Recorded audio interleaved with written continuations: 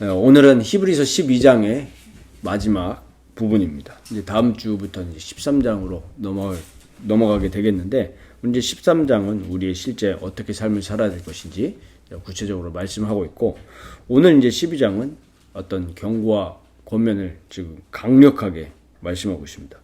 오늘 본문 말씀 통해서 우리 자신을 스스로 좀 돌아보고 점검해야 되겠습니다. 어떤 부분을 점검하면 될까 하니까, 내가 이 하나님의 말씀, 즉 복음의 말씀을 듣고 여기에 순종하면서 사는 인생인지를 좀 점검해 봐야 됩니다. 지금 현대 시대는 철저하게 하나님 중심이 아니라 사람 중심입니다. 인간 중심이에요.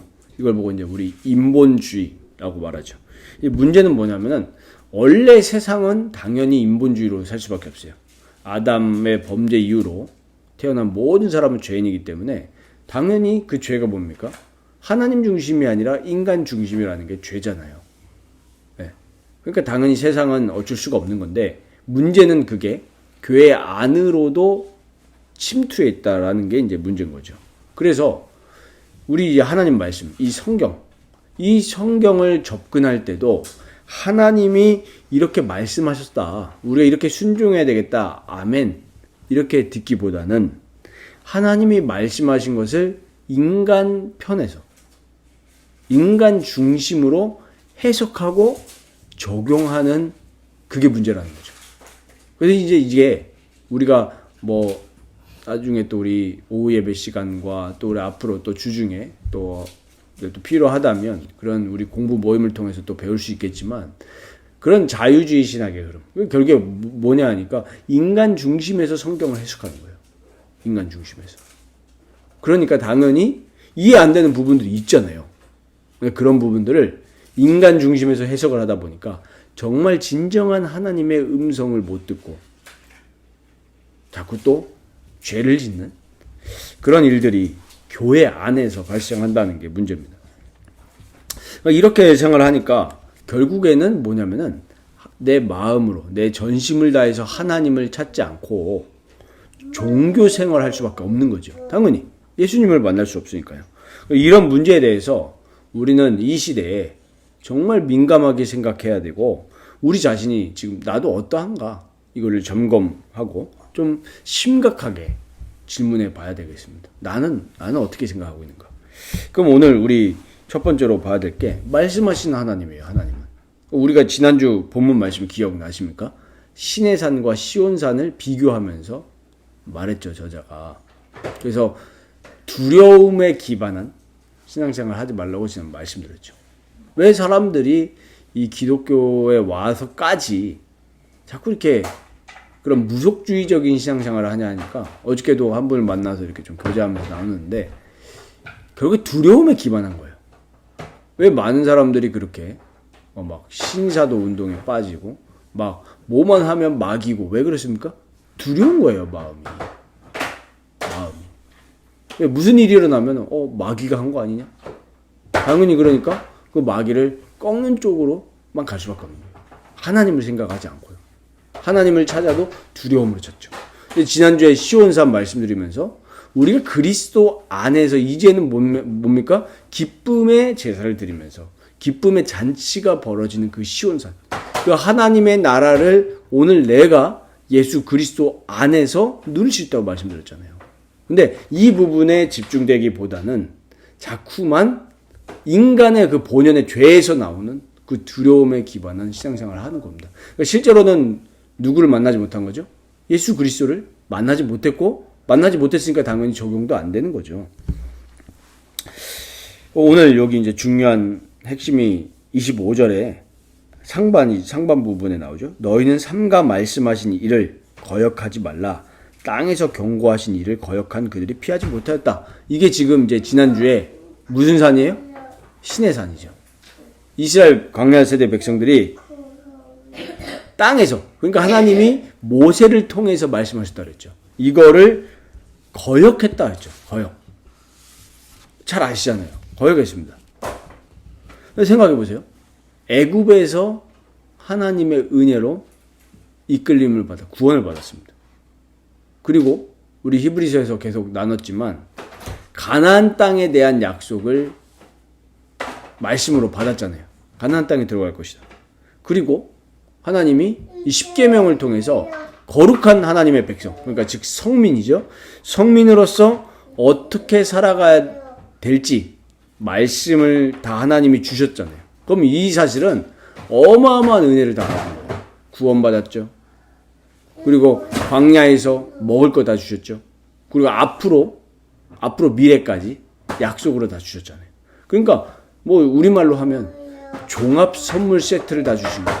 과거에서 또 그리고 현재에도 하나님의 은혜 맛보고 성막으로 또 만나와 메추라기로 그리고 미래까지 가는. 그러니까 과거, 현재, 미래에 대한 하나님의 모든 은혜를 다 받았는데도 불구하고 뭐 했다 그랬어요? 하나님의 말씀을 거역했다. 이렇게. 여기에 대한 하나님의 응보를 피하지 못했다 그랬어요. 그래서 이 중요한 것은 그 뒤에 이제 25절 후반부에 나오는데 하물며 하늘로부터 경고하신 이를 배반하는 저자는 뭐라고 표현했냐면 너희 또 아니면 나 이렇게 얘기 안 하고 우리라고 얘기했어요. 우리를 갖고 우리까지 포함하는 거예요. 뭡니까? 광야 세대의 백성들은 모세를 통해서 하나님이 주신 말씀을 땅에서 거역했잖아요. 그래서 삼키는 불 나와가지고 다 죽었습니다. 그런데 우리는 이제 뭐예요? 시온산. 이제 그리스도를 통해서 하나님 우리에게 말씀하시는데 이 하늘로부터 경고하신 이를 배반하면 어떻게 되겠냐는 거예요. 어떻게요? 우리는 그거 어떻게 되겠냐? 지금 경고하는 겁니다. 그래서 두 번째로 봐야 될 사실이 중요합니다. 말씀하신 하나님을 우리도 지금 거역하고 있다라는 거예요.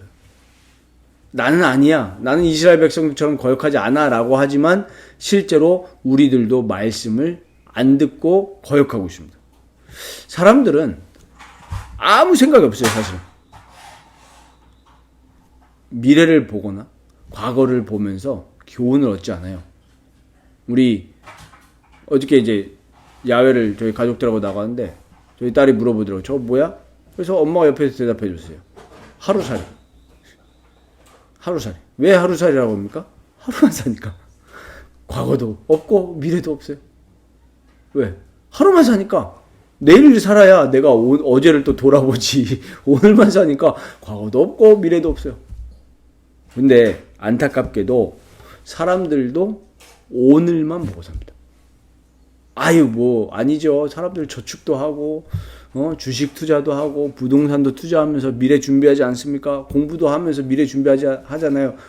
하지만 이 땅에서의 잠깐의 삶을 대비하는 수준밖에 안 되는 거예요. 지금도 말씀하시는 하나님을 까마득히 잊으면서 사람들은 살아갑니다. 이걸 우리 뭐라고 하죠? 경외라고 하잖아요. 하나님을 기억하면서 살아가는. 근데 하나님을 잊어요. 우리 하나님이 있잖아요. 솔직히. 말하면서 하나님이 나를 다 보고 계신다라고 우리가 인정하고 살아가면 우리가 함부로 말하겠습니까? 함부로 행동할까요? 아니잖아요. 하나님 잊으면서 살아가요. 분명한 것은 뭐냐면 하나님은 분명히 경고하셨다는 사실이에요. 그러니까 우리가 아무것도 아무 현상도 일어나지 않으니까 하나님이 좀 봐주시는 것보다 이렇게 착각을 하면서 살아가고 있어요. 오늘 본문 26절 보면 그때는 뭐냐면은 신내산 때를 가리키는 거예요.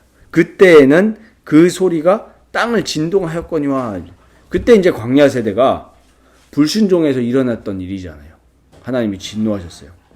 그런데 이제 그 뒤에 나오는 약속하여 이르시되 이 부분은 이제 뭡니까? 앞으로의 심판을 가리킵니다.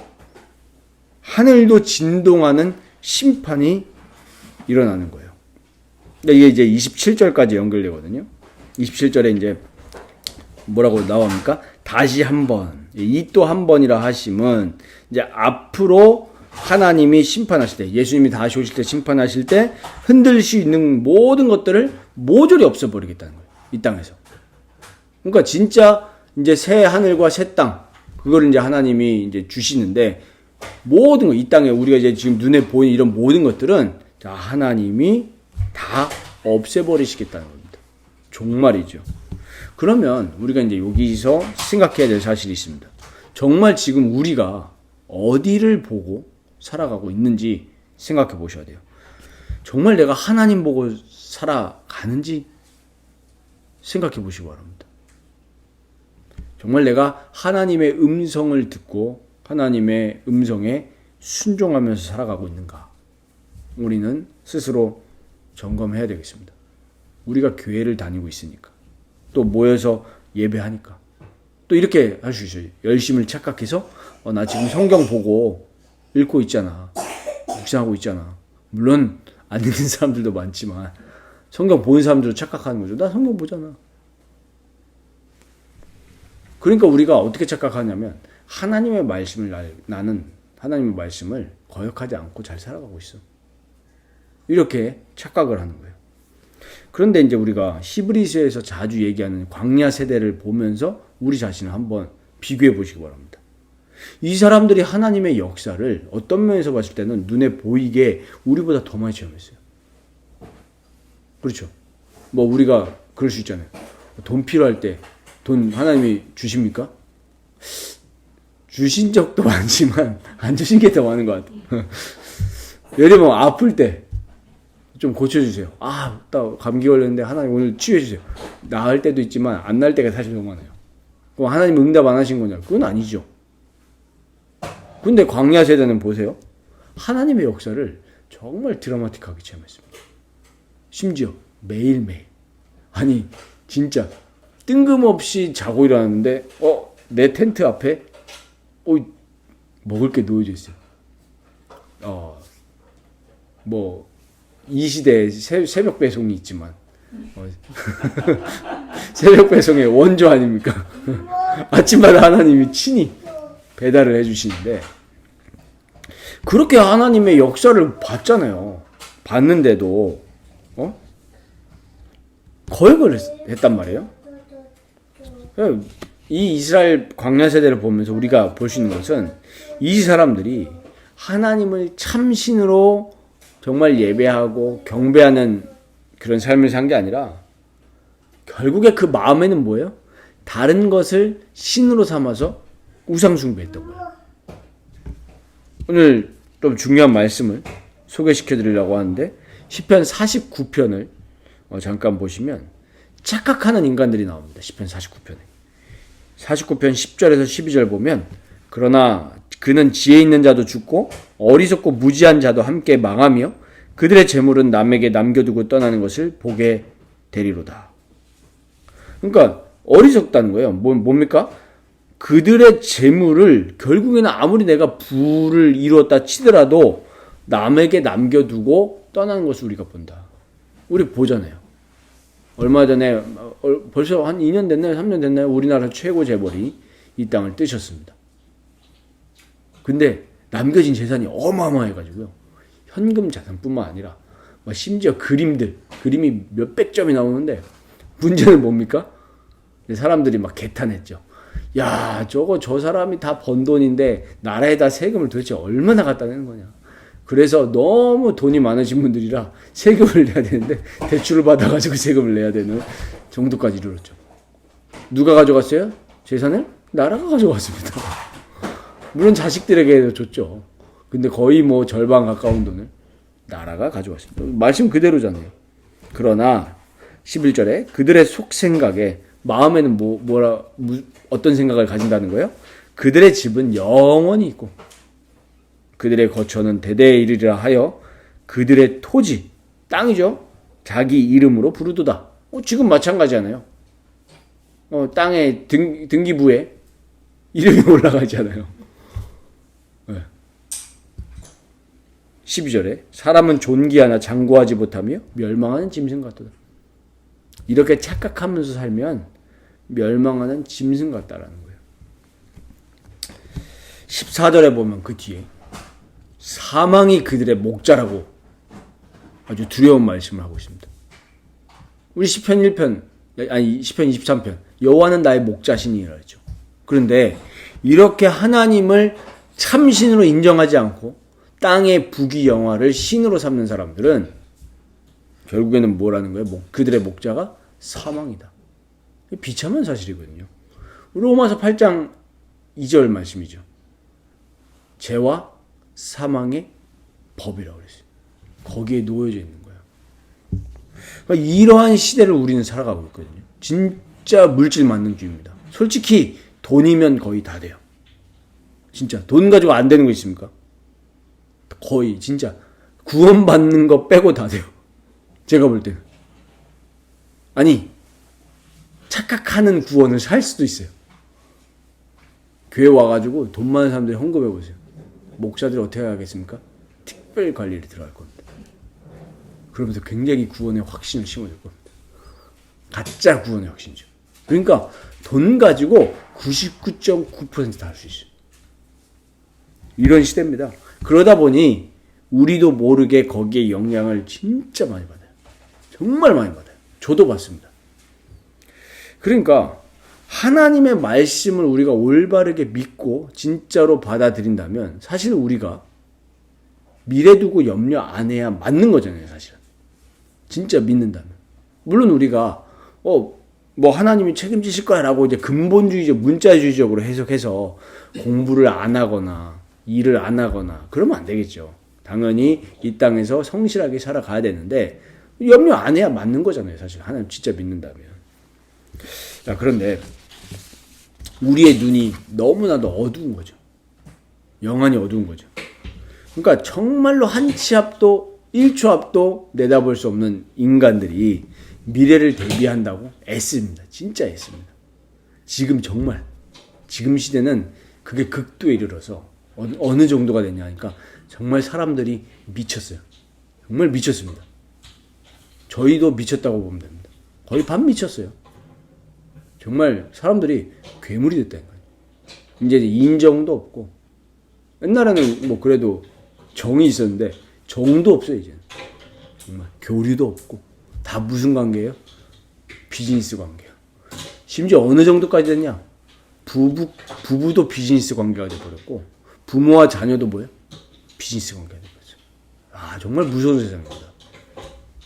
이런 인간의 약점을 잘 아는 사기꾼들이 또 있거든요. 그래서 인간들을 미혹합니다. 미래를 대비하는 게 다른 거 아니잖아. 예수 올바르게 붙잡는 게 미래를 진짜 대비하는 건데 이제 종교 사기꾼들이 등장해서 뭐라고 합니까? 혹세 부민하는 거죠. 교회 헌금만이 아니라 미래를 대비하는. 그래서 타 종교 보면 어떻게 합니까? 예전에 사찰 같은 데 가면은 그런 거 많이 봤어요. 며칠 기도해 주냐에 따라서 몇만 원 딱. 웃긴 게 보면은 또 사람들이 그거에 대해서 이상하게 생각을 안 해요. 되게 웃기죠. 그리고 뭐 교회도 마찬가지고. 그래서 우리는 여기서 바울의 기도를 좀 봐야 할 필요가 있습니다. 바울이 에베소서 1장에 기도합니다. 뭐라고 기도하냐? 17절에 19절 보면 우리 주 예수 그리스도의 하나님 영광의 아버지께서 지혜와 계시의 영을 너희에게 주사 하나님을 알게 하시고 지혜와 계시의 영을 우리가 받아야 하나님을 알게 된다는 거예요. 이 은혜가 없으면 우리도 광야의 이스라엘 백성들처럼 하나님을 마음으로 거역해요. 하나님의 역사를 다 보면 겉으로는 믿는다니까요. 그런데 실제로 마음으로 밀어내잖아요. 우리 지금 마음으로 밀어내고 있는지 아닌지 뭘 보면 알 수 있냐? 내 지금 염려 얼마나 하고 있냐? 실제로 내가 염려로 가득 찼다는 것은 내 마음속에 지금 하나님을 밀어낸 거예요. 하나님은 우리에게 모든 걸 약속하셨는데 우리는 하나님의 약속을 믿고 기도하고 성실하게 일하면 되는 거예요. 근데 기도하고 기도도 안 하니까 그러니까 일을 어떻게 합니까? 어쩔 수 없이 노동을 하는 거예요. 학생들 어쩔 수 없이 공부하고. 우리 노동과 운동의 차이 아시죠? 운동은 뭡니까? 즐거움을 하는 거예요. 노동은 어쩔 수 없이 하는 거예요. 이게 지금 하나님을 거역한다는 증거거든요. 그래서 바울이 18절에 이렇게 간구합니다. 너희 마음의 눈을 밝히사 그의 부르심의 소망이 무엇이며 성도 안에서 그 기업의 영광의 풍성함이 무엇이며. 그러니까 하나님은 우리를 부르실 때 어마어마한 소망을 가지고 우리를 부르신 거예요. 그리고 그 기업, 하나님이 주시는 기업의 영광에 어마어마한 풍성함이 있다는 거예요. 근데 안 보이잖아요. 그래서 마음의 눈이 밝혀져야 된다는 거예요. 그의 힘의 위력으로 역사하심을 따라 믿는 우리에게 베푸신 능력, 하나님의 능력이 얼마나 큰지를 너희가 알게 됐으면 좋겠다. 이거를 기도하겠습니다. 우리가 기도해야 될 제목이 이겁니다. 어떻게 기도해야 됩니까? 지혜와 계시의 영을 주셔서 나를 부르신 하나님을 온전히 알기를 원합니다. 근데 우리가 하나님 다 모르잖아요. 하나님 다 아십니까? 몰라요. 정말 몰라요. 우리가 하나님이 계시한 만큼만 아는 거지 우리가 능력의 하나님 올바를 몰라요. 자꾸 우리식으로 어떻게 해요? 제한하죠. 제한합니다. 자꾸 우리식으로 측정해요. 하나님. 그러니까 이스라엘 백성들도 딱 봤을 때 지금 굶어 죽게 생겼거든요. 지금. 그러니까 뭐라고 불평해요? 기껏 구원해 줬는데 우리 애굽에 있을 때는 사실 고기라도 먹었는데 이런 식으로 저도 그 유혹 받았거든요. 차라리 옛날 낫지 않나? 기껏 하나님 구원해 주셨는데 이렇게 우리가 착각하면서 살아가고 있습니다. 그래서 오늘부터 정말 기도하시기 바랍니다. 하나님, 나에게 지혜와 계시의 영을 주셔서 하나님을 온전히 알게 해주시고, 지혜와 계시의 영이 다른 게 아닙니다. 지혜와 계시의 영을 주면 우리가 어떻게 될까요? 하나님의 말씀을 자꾸 읽고 싶고 기도하고 싶어져요. 지혜와 계시의 영이 막 특별하게 눈에 보이는 그게 아닙니다. 말씀과 예배와 하나님을 찬양하는 데 힘쓰고 싶어지는 거예요. 그리고 또 우리가 두 번째로 기도해야 될 것이 내 마음의 눈을 하나님 밝혀주셔서 하나님이 나를 부르신 그 소망이 무엇인지 알게 하옵소서. 비전이죠.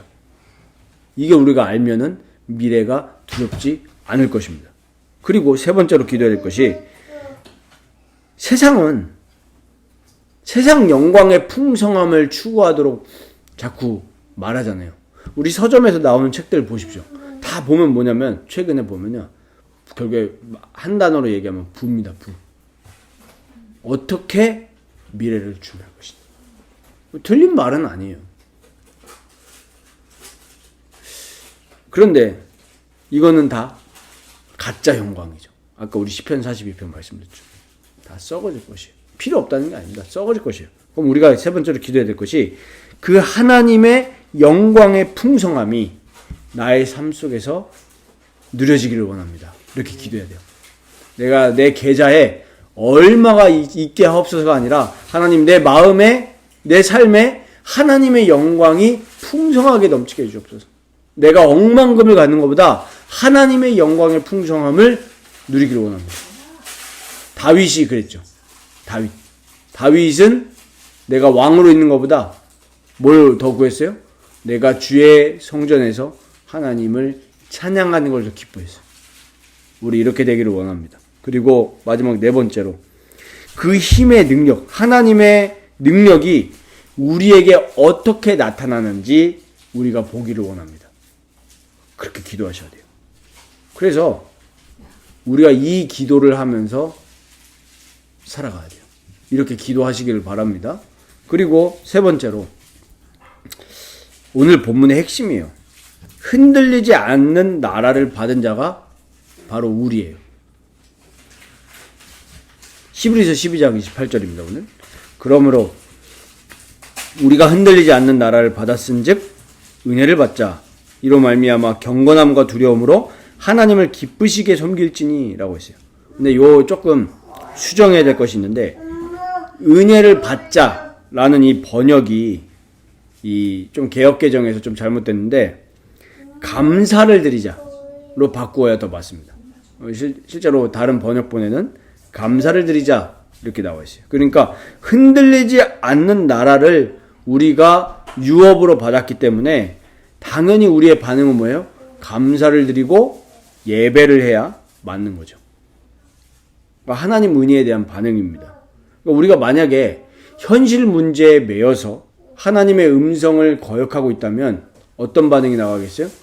불평함이 나가겠죠. 근데 흔들리지 않는 영원한 나라를 우리가 기업으로 받았기 때문에 우리가 하나님께 드리는 반응은 뭐냐면 감사와 경배인 줄 믿습니다. 그래서 신자의 삶은 뭐예요? 흔들리지 않는 나라를 유업으로 받았기 때문에 내가 지금 궁핍에 처했어도 뭐예요? 감사할 수 있는 거예요. 내가 비천에 처했어도, 내가 어느 막 핍박이 오더라도 나는 감사할 수 있는 거예요. 왜? 흔들리지 않는 나라를 받았기 때문에. 우리가 예를 들면 부모에게 어마어마한 부동산을 상속받았다 생각해 보십시오. 반응이 뭐겠어요? 감사잖아요. 근데 우리가 그것과 비교할 수 없는 영원한 나라를 기업으로 받았기 때문에 하나님께 감사하고 경배하는 거예요. 그래서 우리가 아까 방금 이 에베소서 1장 가지고 말씀드렸던 것처럼 지혜와 계시의 영을 우리에게 부어주셔서 이미 하나님이 나에게 주신, 이미 나에게 임한 하나님의 나라를 쳐다보면서 살아갈 수 있도록 지혜와 계시의 영을 나에게 부어주시도록 기도해야 되는 겁니다. 근데 이게 없으면 안 보여요. 뭐만 보이죠? 현실의 유업만 보이는 거예요. 그래서 우리 하나님의 나라는 어떻게 우리에게 확인됩니까? 말씀으로 임하고 확인됩니다. 하나님 말씀이요. 그래서 늘 말씀을 가까이 해야 합니다. 말씀을 가까이 하십시오. 왜 이스라엘 백성이 실패했다고요? 말씀을 거역한 거예요. 왜요? 우리하고 똑같아요. 뭐에 치여서요? 현실 문제에 치여서 하나님의 말씀을 거역했어요. 우리 현실 문제 뭐예요? 자녀 문제, 육아 문제, 경제 문제. 우리가 현실에서 느끼는 부분이에요. 그것 때문에 하나님의 말씀을 멀리하는 거예요. 오히려 그런 현실 문제 찾아올 때 자꾸 사람들 솔루션을 어떻게 찾아요? 또 사람이 만들어준 걸로 솔루션 찾잖아요. 요즘 유튜브 보니까 다 그거예요. 이 뭐 부동산이 뭐 막 이렇게 얼어붙는 시대에 어떻게 될 것이냐? 그렇게 또 사람의 조언을 찾아요. 필요하지만 우리는 하나님의 백성이기 때문에 하나님의 말씀을 가까이 해야 될 줄 믿습니다. 말씀이 생명이잖아요. 말씀이 하나님 그 자체이기 때문에 말씀을 가까이 하지 않는다. 그럼 우리는 이스라엘 백성들처럼 하나님을 거역하는 거예요. 광야 세대가 망한 건 딱 한 가지예요. 다른 게 아니라 하나님의 말씀을 듣지 않아서 망한 겁니다. 그리고 두 번째로 하나님의 나라가 어떻게 임하고 누려지냐? 찬양과 감사와 순종 가운데에 하나님의 나라가 누려지는 것입니다. 바울 보십시오. 바울이 잘했던 것 중에 하나가 뭐냐면은 늘 뭐였어요? 감사였어요. 그래서 기도에 대해서 얘기하면서 뭐라고 얘기합니까? 아무것도 염려하지 말고 뭐라 했어요? 기도하는데 감사함으로 기도하라고 그랬어요. 그리고 어느 상황 가운데서도 바울은 뭐 했습니까? 찬양했습니다. 바울과 실라가 옥에 갇혔을 때 뭐 했어요? 찬양했어요. 그래서 우리도 어느 상황 가운데 내 마음과 뜻과 힘을 다해서 하나님께 감사하시고, 왜 감사한다 그랬죠? 흔들리지 않는 나라를 받았기 때문에. 그리고 하나님을 찬양하시길 바랍니다. 오늘 말씀의 결론입니다. 영원한 나라를 유업으로 받은 자의 삶은 어떤 식으로 누려지고 나타나느냐?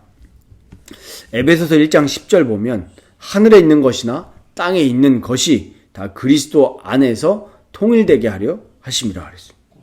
하나님이 우리에게 하늘에 속한 신령한 복을 우리가 누릴 수 있도록 구원하신 거거든요. 땅에 있는 복이 아니라 하늘에 있는 신령한 복이 우리에게 있는 거예요. 그 복 중에 하나가 뭐냐면 오늘 10절이에요. 그리스도 안에서 하늘에 있는 것과 땅에 있는 것이 통일된 삶이에요. 그러면 이게 의미하는 바가 크게 두 가지죠. 근본적인 의미는 뭐냐면 결국에 하나님의 때에 궁극적으로 모든 것이 그리스도 안에서 통일됩니다. 그러면은 오늘의 삶에서 아직 그 하나님의 때가 궁극적인 때는 이루어지지 않았지만 그 통일되는 비밀을 오늘 그리스도 안에서 우리는 맛볼 수 있습니다. 그리스도 안에서요. 그러니까 이게 어떻게 이제 우리가 적응되냐 하니까 골로새서 1장 16절 보면 그리스도의 능력이 모든 것을 창조했어요. 그리스도에 의해 창조했다고 그랬고 그리스도를 위해 창조된 거예요. 모든 만물들이요. 그러니까 세상의 모든 것들. 그러니까 예를 들면 우리가 해, 그리고 뭐 땅과 하늘, 바다, 뭐 물, 이런 모든 것들, 물질들이 다 하나님을 위해 창조가 된 거거든요. 하나님의 영광을 찬양하고 드러내기 위해서요. 그런데 문제는 뭡니까? 우리 인간의 죄 때문에 모든 것들이 깨어지고 불완전하게 됐어요. 그래서 그리스도를 위해 사용되지 못하고 있습니다. 그렇죠? 우리가 뭐 자동차를 만든다. 그거 다 하나님이 창조하신 물질을 인간이 발견해서, 그것도 하나님 주신 지혜로 발견을 해서 만드는 거잖아요. 조합해서. 그런데 그게 하나님의 영광을 위해서 쓰임 받습니까? 물론 그리스도인들이 그걸 하나님의 영광을 위해서 사용할 수 있죠. 자동차를 가지고도요. 뭐 복음을 위해서, 또 하나님의 나라를 위해서, 또 사람들을 또 돕기 위해서 쓸 수 있잖아요. 그런데 그리스도를 위해서 사용되지 않죠. 뭘 위해서 사용됩니까? 나를 위해. 죄로 오염돼서 그리스도를 위해서 창조된 것들이 지금 오남용되고 있는 거예요. 그래서 어떻게 해요? 나의 부를 나타내기 위해서. 요번에 한 연예인이 3억 벤테이가를 타고 가다가 음주를 사고를 냈죠. 그게 뭡니까? 그것도 보세요. 하나님이 주신 재능을 올바르게 사용 못하는 거잖아요. 그러니까 그리스도의 어마어마한 능력이, 그 신성이 모든 이 우리가 보이는 것들을 다 창조하셨다니까요. 그런데 죄로 인해서 지금 똑바로 사용되지 못하고 있습니다. 그런데 골로새서 1장 20절이 이렇게 말씀합니다. 하나님이 모든 만물이 오직 그리스도를 통해서 하나님께 나아올 수 있도록 길을 열어줬다 그랬어요. 그래서 그리스도께서 십자가에서 흘리신 그 보혈이 화목의 길인 거예요. 하나님과 화목의 길. 그래서 1장 21절에 보면 이전에는 악한 행실 때문에 하나님과 멀어져 마음으로 하나님과 원수가 됐다고 그랬어요. 그래서 이 상태에서 돈 벌고 일하고 공부하니까 그 자체가 뭐가 되는 거예요? 악이 되는 거예요. 하나님과 원수된 상태에서 공부하고 하나님과 원수된 상태에서 모든 것을 행하잖아요. 그러니까 그것이 결국에 뭐예요? 하나님과 가까워지지 않고 오히려 공부가, 오히려 돈을 버는 행위가, 오히려 일을 하는 행위가 어떻게 되는 거예요? 하나님과 더 멀어지는 결과를 발생하는 거예요. 왜요? 지금 그리스도 밖에 있으니까요. 그래서 오늘 에베소서 1장 10절로 다시 돌아가면 그래서 그리스도인 겁니다. 그리스도 안에서 모든 것이 통일되는 거예요. 그러니까 우리가 어떻게 합니까? 그리스도를 붙들고 그리스도와 연합해서 공부하고 일하고 가정생활하고 우리가 운동도 하고 모든 것들이 그리스도를 위하는 것이 된다면, 그러니까 우리가 이걸 뭐라고 표현하죠? 하나님의 영광을 위하여 하라 그러잖아요. 이게 그 말입니다. 그러면 이게 바로 그리스도 안에서 통일되는 거예요. 유나이트 된다 그러죠. 그리스도와 연합해서 하나님을 위해서 하는 것이 됩니다. 그러면 이게 이제 뭐가 됩니까? 나의 모든 삶의 활동들이 진정한 의미를 찾게 되는 겁니다. 이따 오예배 때도 말씀드리겠지만 하나님이 창조하신 질서로 다시 돌아가는 거예요. 그러니까 어떻게 되죠? 우리에게 진정한 행복을 줍니다. 그래서 우리 인간이 이제 공허함이 없게 되어지는 거죠. 그래서 이번 한 주간 하나님의 말씀을 잘 들으시고 순종하시는 그런 삶이 되시길 바라고, 정말 우리 라이프교회 성도님들은 이스라엘 백성들처럼 하나님을 거역하지 않고 그리스도 안에서 연합해서 정말 우리 삶의 모든 것들을 통해 하나님의 영광을 드러내시기를 주 예수 이름으로 축원드립니다.